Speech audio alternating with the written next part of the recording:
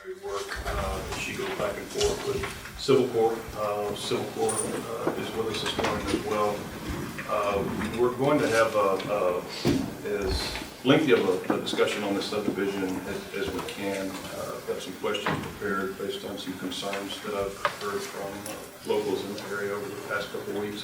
I've asked Caitlin to video this portion of our agenda separately because it does involve a PowerPoint presentation that we will post to social media strictly regarding the subdivision because there are some concerns regarding the drainage and possible impacts to adjacent landowners. So Mr. Vino, Mr. Yannick, just an open discussion. Anybody from the public that's here from the area, feel free to ask any questions. Thank you all for being here. And I'll let you take it from here, Jill, if you want to touch on just a reminder for the public, the process that has taken place the past couple of months in regards to our subdivision regulations and where we are now. We'll take it from there. Okay, so item 10 on the agenda is the preliminary plat, and then item 11 is the final plat and construction plans, as well as a development authorization, which would essentially authorize the developer to begin construction of a road. So the project is Oakview Subdivision, and it is down in Precinct 4 off of Acorn Loop. I guess, first of all, as he mentioned, as Commissioner Ives mentioned, we have development standards in place for developments that are being built in Victoria County now. Previously, we did not. So previously in the county, when developers wanted to create a new subdivision, they didn't really have to pay very much attention to the road standards and the drainage. There's some state law that governs it, but we didn't have any sort of county criteria. And previously in the county, everything had been designed for what's called about a 5-year rain event. So a storm that has a 20% chance of happening each year, which is about 5 to 6 inches of rainfall. Now we are requiring developments to be designed for a 100-year storm event, which is a storm that has a 1% chance of happening in any given year, which is about 11.5 inches of rainfall over 24 hours in the county. So knowing that there are some existing drainage problems adjacent to the project site, we have the project site over here. Then to the north, we have Live Oak Drive, and to the south, actually I guess this is not north and south, we have Stone Oak Drive. So these are the adjacent subdivisions that have drainage problems. I do not know about the engineering that went into those developments. What I do know is the engineering that's going into this proposed development appears to conform with the county's requirements, which are much more stringent than anything used to be. So in existing conditions, the subdivision drains, you can kind of follow the little flow arrows here, but it generally drains down to Acorn Loop. The design engineer, Randy Yannick and Catherine Mollick at Civil Corps, they've determined that it looks like about half of the back lots on Stone Oak Drive also drain into this subdivision. And it doesn't appear that any of Live Oak Drive comes down into the subdivision. There's an area on site where the water appears to pond, so you can see that the flow arrows just kind of come down to this area of ponding. What's going to happen in post-project conditions, once it's built, next slide, is that we're going to continue to see the back half of Stone Oak Drive coming down onto these properties. But what's going to happen is that there's going to be a 20-foot drainage and utility easement along the rear lot lines. So any of that water that's currently draining over here, it's not going to stop. There's not going to be a wall built up in this development. The development is going to continue to accept that runoff because per state law, any off-site runoff that comes to your development, you have to continue to capture. So there's going to be 20-foot drainage easements back here, picking up this off-site runoff. And then the rest of the lots on this side are going to drain directly to the right-of-way and down into a detention pond here. The lots that are adjacent to the Live Oak properties, half of the lot is going to come to the rear, which is going to have a drainage easement, a 20-foot drainage and utility easement. And then the other half of the lot will also come down to the right-of-way and eventually into this detention pond. So you see that we do know that there's going to be more drainage coming down to Acorn Loop as a result of the development. However, what's going to happen is that there's going to be a detention pond which will mitigate for that impact. So next slide. So as I mentioned, there's going to be, this is a view of the ditch and the culvert layout here. So again, the Stone Oak properties will continue to drain to the rear of these lots. They're going to come down here into a drainage ditch that comes into a detention pond. You have the ditches along the right of way coming down to the pond, and again, the ditches along the backside of the Live Oak, the properties adjacent to Live Oak. And everything goes to a detention pond. This up here, this is all in the construction plans, by the way, which can be found in the packet. So then you can see here that this is a cross section, kind of if you're standing right here, you're looking toward Acorn Loop. You see again, 20-foot drainage and utility easement. So a 20-foot wide easement is like 3.5 feet, all dedicated to holding water that's going to come from these offsite properties. And then all that flow, again, over here is going to go down to Oakview Road, the new road, into these drainage ditches, more drainage ditches on the other side of the road. Not only do we have a 60-foot right-of-way, but the design engineer has also added another 10-foot drainage easement on either side of the right-of-way, just to make sure that all of this water is captured during a 100-year storm event. And then once again, the rear lot line adjacent to the Live Oak Drive properties will also have that 20-foot drainage easement. And then one more slide. This is a view of the detention pond. So the detention pond has a footprint of about 1.25 acres. So imagine, you have over 1 acre footprint for a pond, about 3 feet deep.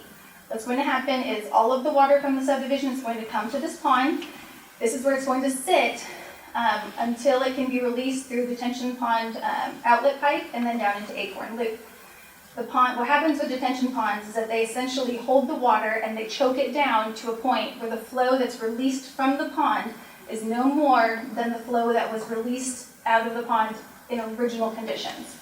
So what that means is that in existing conditions, the 5-year storm event generated about 13.71 CFS, and in proposed conditions, it's only going to be releasing about 4 CFS. So there's going to be less water coming into Acorn Loop as a result of this development.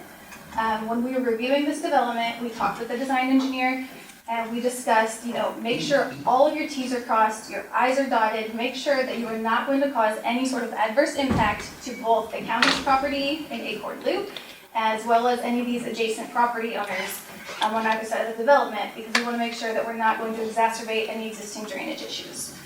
And that is exactly why we have the development standards, because we saw so many issues where drainage issues were being exacerbated, and we don't want to see that with future developments in the county. So that is a synopsis of what the drainage is going to look like. If Randy or Catherine want to weigh in at any time, sorry, I just sort of went off on your development there, but great job designing it. So the only thing I'll add is on the drainage that's coming from the subdivision to the north. That ditch is only capturing what's coming from off-site, so that is actually not going to the pond. It's just going out to the Acorn Loop sorry. ditch. Okay, yeah, so that is So going anything that's generated, any flows from on-site will be going to the detention pond. Yes, sorry about that. Yeah, if you go back one slide, what he's referring to is down here. Yes, correct? that's correct. These flows actually are being released straight into Acorn Loop ditch because they are in existing conditions. Which Existing what conditions, subdivision is this that? flow eventually comes down. It's Stone Oak Drive. I don't know what, Okay. I don't remember offhand what the name of the subdivision is. Just Stone Oak. It's Stone Oak, okay. So their flow will continue to go down to Acorn Loop. But then everything that's generated on site, because what happens with development is that it does increase flows. Whenever you add concrete and houses and other kinds of impervious cover, you're going to increase the amount of flow. So what you do to mitigate for that is to put in a detention pond. And that detention pond is going to mitigate for any increases that could occur from the development. So a lot of the concerns over the past couple of weeks regarding the subdivision stem from the 2 subdivisions that you see in existence already. Stone Oak is 100% private. The county cannot maintain the roads, the county cannot maintain the ditches, the county has no right-of-ways, no easements, nothing whatsoever. So they've got drainage issues in that subdivision. Live Oak to the south is a well-established subdivision that's been there for decades and decades. I would go so far as to say back to the 50s and 60s. So there wasn't a lot of engineering required back then. There certainly wasn't subdivision standards in place. They've got drainage issues. They've got drainage issues, even though the county does have drainage easements and right-of-ways Within Live Oak, they are nowhere near what we need. In some areas, there's houses that are built on some drainage easements that were in place. So we can cover 3/4 of a mile to a mile in the Live Oak subdivision without an outfall. So we've got 2 subdivisions in place that have drainage issues, and right in between, we have a new subdivision coming in that is going to meet our development standards. So this was a tough one to develop, and on both sides, to the north and the south, there's concerns from locals who see the current situation and are anticipating increased difficulties with the drainage in that area. And I've had some conversations with a lot of folks over the past week, and what I've tried to explain in my very layman background in engineering here is that what sheet effect issues may be happening in your backyard now, whether you're in Stone Oak or you're in Live Oak, there are 4 opportunities for that sheet effect flooding and that stormwater to be captured now and brought to the front where the outfall is. So you might say, well, what do you have in the front? And the front was one of the best projects, one of the best drainage projects that we have accomplished back in 2011. It was a FEMA-funded hazardous mitigation grant that allowed us to go in and pour large concrete ditches. At the outfall, these ditches are 5 to 6 feet. Civil Corps was involved in the design of that project back in 2011. That outfall in the Harvey event did not reach capacity, 70%. Based on the pictures and the photographs that we have during the Harvey event. So I'm convinced that this design is going to improve this area. The question was brought to the table a couple of days ago, well, what happens in another Harvey event? As Jill pointed out, this subdivision was designed for a 100-year flood event. 11.5 inches over 24 hours. Before those standards were put in place, we were 4 to 6 inches was the standard. And so we've exceeded that. In a Harvey event, or a 94 event, or a 90 or an 07 event, you've exceeded that threshold. You've exceeded what Victoria County can drain. You exceeded what most of the state intends to drain. Yeah, The standard across the right. state is the 100-year storm event. So a Harvey, a flood of 98, those are not storms that are typically designed to. You can see that designing to a 100-year event leads to 20-foot wide drainage easements and an additional 20 feet of drainage easement just along the right-of-way. The infrastructure that's required for events beyond a 100-year event is not, fiscally, feasible for most developments. Otherwise, your homes would be 5 feet off the ground, and your lots would, your house would cost twice as much to pay for the infrastructure needed. But the 100-year event is the standard across the state. Austin, Fort Worth, the major cities, Victoria, designed to that. What isn't an improvement, in my opinion, in an event that exceeds a 100-year flood event is the drains are in place. The drains are in place for this property with an outfall. So we're going to see, in excess of a 100-year flood event, we're going to see floodwaters backing up. Prior to this development, prior to construction, the water's just going to sit there because it can't get to the outfall. And so you're going to see ponding, you're going to see sheet effect flooding going into Live Oak, possibly going into Stone Oak because it's trying to go somewhere. Days after that event, days after this possible future 100-year flood event, it's going to drain down and the drains are going to kick in and the water's going to go somewhere. That's going to be the difference in a post-100-year flood event versus the situation now. But in regards to the detention pond, tell us what the county's involvement will be in regards to that in the future and how maintenance is going to be handled. The county will not own the detention pond. It will be owned by a property owners association. That's one of our requirements with new subdivisions. You have to have an HOA. The court will not even accept the road infrastructure until that HOA is put together, the entity is established with the state, and the documents are executed. So there's no way that developments can be built without having an HOA owning that pond. That way it's not the county's responsibility. Now that said, we require that there be a pond maintenance agreement put together. That's also in the packet. So the HOA is going to be in charge of making sure that the outfalls are cleaned, that it's mowed, and all of those things are written in the agreement. There's checklists, there's figures, everything to make it easy for a layman to understand what their responsibility is as an entity. And then they are liable for the pond. And at the point where this subdivision reaches a 12-inch rain event in 24 hours and it's exceeded its design, what happens with the detention pond at that point? There is an overflow spillway. We require the ponds to have an emergency spillway.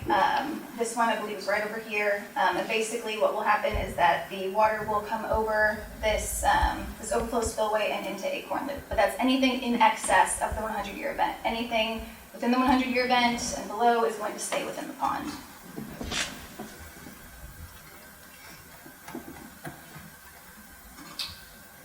I think you've answered everything that I have. Anything up here? Anything from the public? Any questions? Yes. I live in Live Oak Subdivision, about half mile down from Acorn Loop. And I can't see which way, my backyard is up against this new subdivision. Do you know which lot number? On 38 and 40. Okay, I think that this only, It only goes so far, only so goes I so can't far. tell Yeah. what's behind me. Yeah, this But only goes so far. the water flow, there's gonna be a ditch at the fence on my backyard. This does not appear to go as far as your property. This is only going up through lot, looks like 20 over here. So this goes up to lot 20. So I don't And believe. that's as far as the subdivision goes back? For now, yes. I don't know if there's another Yes. phase planned in There the could be future, but. future phases, but right now, yes, sir. Okay, so I won't get any help out of this. Because it comes off of the property west of Acorn Loop, and all of that water just comes straight through our yards, runoff. So whenever they develop that, then hopefully there will be some infrastructure So, to direct the water. Randy, do you know from the elevation that y'all did y'all go beyond the cul-de-sac? Is that a breaking point? Go back to the proposed drainage area map. Back one slide. So that, I don't know what that distance is, but that far right edge right there, that's the break point as best we can tell right now. That's lot 30. So we've designed the pond and everything to handle drainage from that high point, Beyond the cul-de-sac? beyond the cul-de-sac. Yeah, it's another, So, however many 100 feet there. so looking At at that point that it starts going back towards creek. the creek. So, and y'all allowed for the elevations within the ditches Correct. to accommodate that buffer right there if there is a future That's expansion? correct. That's correct. And anything past that, you're at the breaking point where you're gonna take drainage the other direction. I'm just getting to this gentleman's concerns that what he has now doesn't quite reach his property. But in the future, it will be a completely different drainage plan if we're breaking and going towards the creek and not towards Acorn Loop. That's correct. Yeah, so this is an existing bridge where all this water comes this way, whereas the other goes that way. break point is just past, 2 or 3 lots past where we live. Okay. And everything from ours goes toward Acorn Loop. Is that the break point like in the ditch in Live Oak, you're On saying? the top of the hill there, where it breaks, going both directions. Hoping y'all are gonna help me out here. I think there's a Why theme. don't you just extend it a few more lots? Help me out. Can I get your name, sir? Last name is Repka, R-E-P-K-A, Thank Charles. you.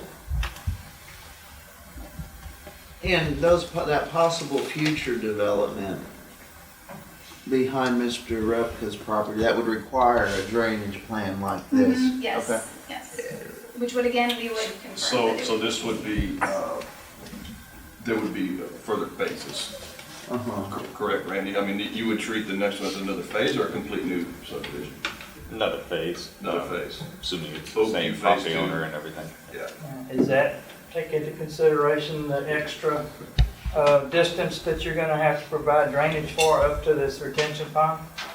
Because like I say, we're on the downstream side of the split where the water flows. Is it gonna be able to take all that extra water? Yes. Has that been considered? Up to, and so that was my question. Yeah, up to the break point. Yeah, Yes. that was my question about. I mean, up to the break point that we saw from the existing contour map. So it's pretty flat, but. It stands where it's at. Ms. Jewell, did you say that they're requiring a 60-foot right-of-way plus an additional 10 or additional 20? Additional 10 on either side of the road, so it adds up to 20. So it is, 6-foot right of way and then 10 feet on either side. That's what's being It's proposed. being Because proposed. our roadside ditches, we built in like a 5-foot flat bottom to give them extra capacity. Man, that'd be nice to have. And so, in order to, Yeah. didn't fit in the 60-foot right of way, so that's why we dedicated the additional 10-foot drainage. Well, that's going to help. It's difficult without speaking to specific properties, because I don't want to do that, but to illustrate what we used to see in comparisons to the stringent requirements that we have in place now. Jill touched on, you can impact adjacent landowners.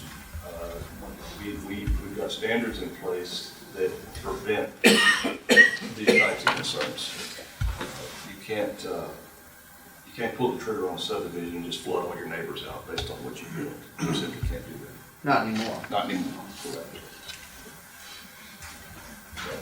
Any other questions, concerns? Very good. Thank you. Thank you, Mr. Trevino. Thank you, Randy.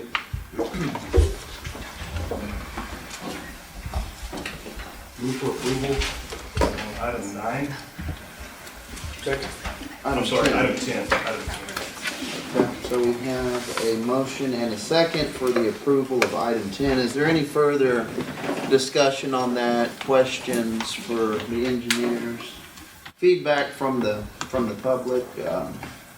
Anything related to this? I'll add a little bit. When 2007, there was a subdivision that was brought into our precinct. And it literally is a bowl. Literally is a bowl. Something similar to this. It was rice paddy. That's all Victoria was back when I was in high school. And so a lot of the just newly got elected, and the same players are here today. We have John Johnson and we have Randy, and they come up with the same design. We didn't have the subdivision rules that we have now.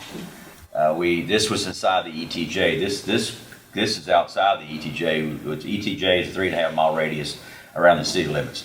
But I really got an education from Randy and Ben, and also John at the time when we moved to the city. They kept telling me this will work, and it has worked.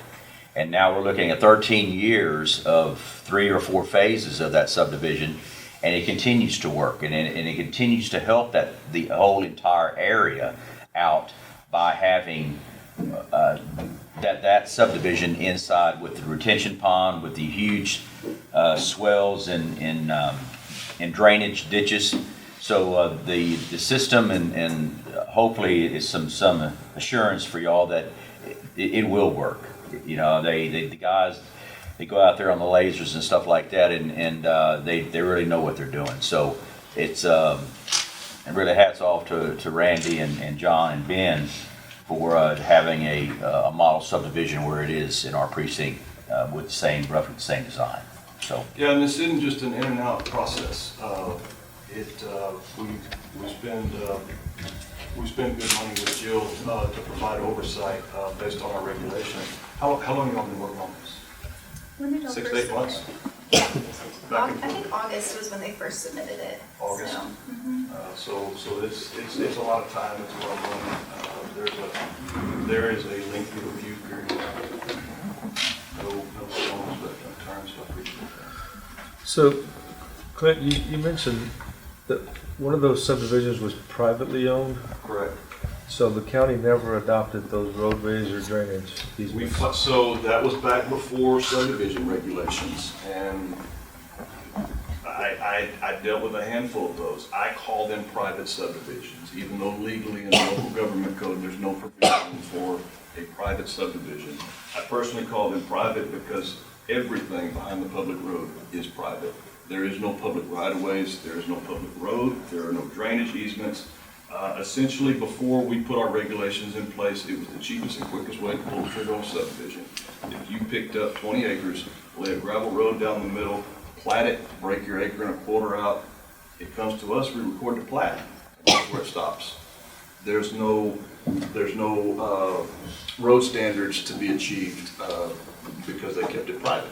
They handled the road themselves. So right now, the county doesn't maintain anything No, on their we property? can't. We can't. We have no rights. Okay, so before this new subdivision is going in, they probably have some drainage issues now, right? Yes, they do. And what's gonna take place is actually gonna improve some of that flow of water.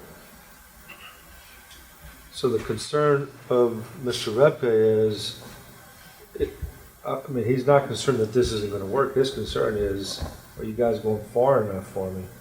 How's that gonna help me, right? So, is this going to hurt him in any way, right? It's not gonna hurt him, but it's not gonna help him either. He's in that area where it just It still doesn't fall there. Yeah. Okay. One of the most frustrating areas in this job is not being able to take over a subdivision. And, you know, I understand the cost of the county, but I've got one on Beck Road. The roads are horrible, the neighbors fight, you know, and it's a good, you know, there's a lot of taxpayers in there. We can't touch it, can't even give them material. I've got an area kind of near my house that floods. It's a residential area, and the landowners around it won't give us any kind of easements. So it looks like a lake when it rains, and the trailer house people keep selling trailer houses out there and telling them it doesn't flood. But it's frustrating and hard to find an answer. No, and these private subdivisions, as I call them, that was a big piece that I brought to the table during the development of our standards because they got more and more prevalent, and the developer had widened his profit margin without allowing the county, or while putting the county in a difficult position 1 to 2 years later when the development's finished, the lots are sold, the homes are built, the neighborhood's full, and the road falls apart and nothing drains, and they come to the county. We do nothing for them. We can't do anything for them. We can't touch it. It's all private. And that's a difficult conversation to have with a homeowner when they've got latex in their front yard and they can barely get out of their subdivision because the road is so bad, and I gotta tell them, I can't touch it. You can't touch it because we never adopted it. Correct. Well, so number one, the road wasn't built to county specs. They didn't follow any type of drainage plan. There was nothing on it because it was 100% private. It was all private property. There was nothing in place to prevent that at the time. Now there is. One more question. Yes, sir. Sure. Okay, this goes to a certain point. That's all that we're talking about today to get approved. Yes, sir. Now, future subdivision beyond this point, they'll have to go through the same process? Yes, sir. Yes, sir. Can't you just extend that ditch to the point where the flow changes different directions, just to help out the rest of the houses that you're gonna be eventually doing to start off with? Well, Mr. Repka, sometimes if you ask that developer, they will do that. All you have to do is ask them. That's what I'm asking today. Because because it is a private property, he owns that property, and you own your property. But sometimes if you do, That's a good point. you know, That we, peak's not too far. right, and just to be a good neighbor, sometimes the developers will do that. And there's gonna And be heavy equipment on the property already. I mean, it's not that much further down. What where Mr. Redka lives is a good example of the county not having an outfall. We use the term outfalls a lot up here, but it may not be common knowledge with the public. We've got a road and we've got ditches in the road. And a lot of folks assume, well, if you'll just clean those ditches, it'll go somewhere. You gotta go to your neighbor. Then it'll go to that neighbor. We don't have that outfall to dump everything into. where it goes across the road on my property? Is the process past the point where Mr. Repka could reach out to this developer and ask that person, which you mentioned, Kevin? He's not involved in the project as it sits. The project's not going far enough back to touch him. Okay. But the same individual owns the property that's behind him. Okay. Is there any way that could be proposed to them to continue the drain off ditch? We don't have, correct me if I'm wrong, Joe, but we don't have a dog in that fight because we're presented with the project as it sits, and our regulations only kick in with subdivisions and the drainage plan involved in that subdivision.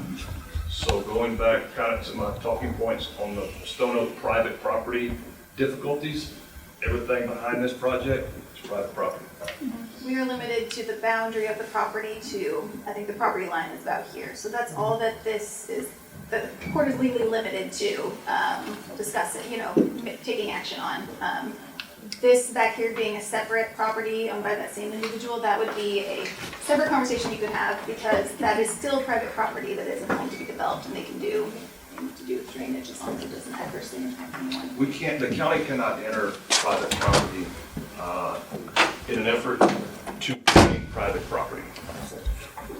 Legally, we can enter private property with permission only if it affects a county road. If we've got infrastructure issues and we can drain it through your property to an outfall, then we can enter private property. But for the sake of just draining private property, we can't legally do that. But that would be a conversation to have offline with the. Well, I'd sure like to talk to somebody. I don't know how many other people were in here from our subdivision, but I'm sure they were all agree.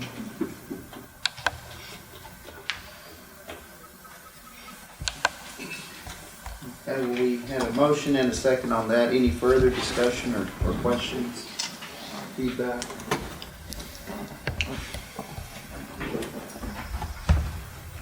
All right, if there's nothing else, we've got the motion and the second. All those in favor of item number 10? Aye.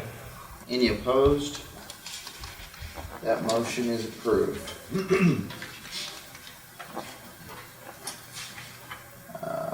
And then moving on to item number 11. And Mr. Repka, I assume you know who the developer is, have that contact I don't have info? that information, no. Jill, who's that? Who would he reach out to? I would contact Civil Corps. Jose Celadon, we can get that contact information to you. I think they have that, I don't. Thank you. Okay, yeah, just so he knows who to reach out to. Okay. Didn't make a lot of difference. Good. All right, moving on to item number 11, receive for recording purposes only, development authorization for Oakview subdivision, final plat, and construction plans in precinct number 4, and take appropriate action. This is the authorization from my office for them to commence construction as well as for recording purposes of final plat. Only construction of the roads and the drainage, no lot home construction yet. That does not begin until after the roads are done. Please say that again, Ms. Jill. This is authorizing construction for only the roads and the drainage. There will be no lot, no home construction until after the roads are approved. Move for approval. Second. All those in favor of approval?